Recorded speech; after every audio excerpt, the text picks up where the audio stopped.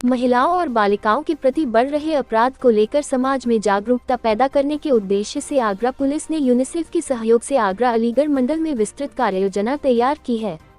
Operation जागृति अभियान का शुभारंभ बुधवार को कान्हा की नगरी से किया गया। एडीजी आगरा अनुपम कुलश्रेष्ठ ने आईजी आगरा और डीआईजी अलीगढ़ के साथ दीप प्रज्वलित कर 3 माह तक चलने वाले अभियान का विधिवत शुभारंभ किया।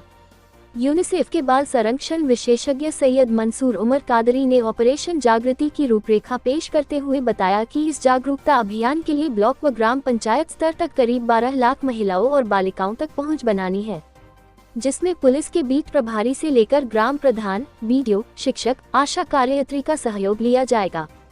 हर जिले में नोडल अधिकारी एसपी और जिला विकास अधिकारी होंगे। आईजी आगरा दीपक कुमार ने कहा कि यह एक बड़ा चैलेंज है। इस अभियान के लागू होने से अपराध में कमी आएगी, पुलिस के प्रति एक सकारात्मक सोच बनेगी। एडीजी आगरा अनुपम कुलश्रेष्ठ ने कहा कि मुख्यमंत्री का विजन नारी सुरक्षा, नारी शक्ति और नारी स्वाभिमान को आगे बढ़ाना हम सभी का दायित्व है। उन्होंने बताया कि 2 महीने पहले जोन का चार्ज लेने के बाद उन्होंने पाया कि आगरा जोन में महिलाओं के प्रति अपराध सबसे ज्यादा है, जिसे दृष्टिगत रखते हुए यह अभियान शुरू किया गया है। जिलाधिकारी शैलेंद्र कुमार सिंह और वरिष्ठ पुलिस अधीक्षक शैलेश कुमार पांडेय ने भी ऑपरेशन जागृति के बारे में अपने विचार व्यक्त किए।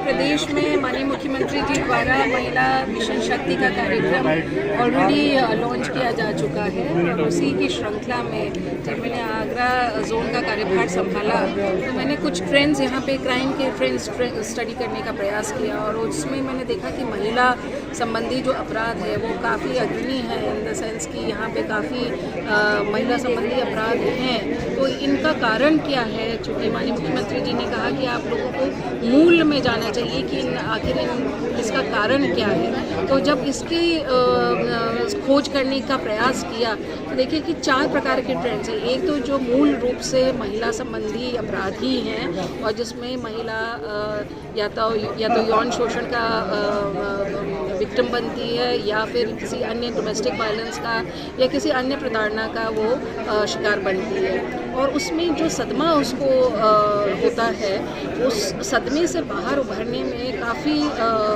दिक्कत होती है और इस ट्रॉमा से बाहर निकलने के लिए काउंसलिंग का बहुत बड़ा और अहम रोल होता है और इसी को एक उद्देश्य बनाते हुए कि किस तरह से हम जो हमारी ट्रॉमेटाइज्ड महिला हैं जो सेक्सुअल एक्सप्लॉयटेशन का शिकार बनी हैं, जो बलात्कार, शीलभंग इन सब मामलों का शिकार बनी है, उनको किस तरह से इस सदमे से बाहर निकालें और उनको मेन स्ट्रीम करें ताकि वो एक नॉर्मल ज़िंदगी जी सके। तो पहला तो ये मुद्दा था। दूसरा मैंने देखा कि आखिर क्राइम इतना क्यों है महिलाओं के विरुद्ध, तो उसमें कई सारे ऐसे मुकदमे थे जो फॉल्सली रिपोर्टेड थे और वो मुकदमे मूल रूप से ज़मीनी विवाद थे या लैंड डिस्प्यूट्स थे या प्रॉपर्टी डिस्प्यूट्स थे या पारिवारिक विवाद थे और उनको संगीनता देने के लिए महिलाओं को ढाल बनाकर महिला संबंधी सेक्शंस को ऐड कर दिया जा रहा था और FIR दर्ज की जा रही थी। तो इस प्रवृत्ति ये बहुत ही एक डेंजरस ट्रेंड है और इस प्रवृत्ति से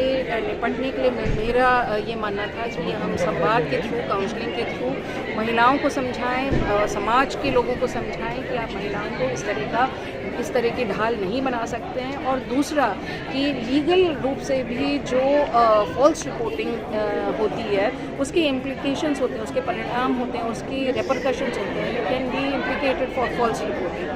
तो ये भी समझना हमको ज़रूरी है कि हम कुछ भी जाकर नहीं लिखा सकते, जो सत्य है घटना उसी को हम लिखा सकते हैं।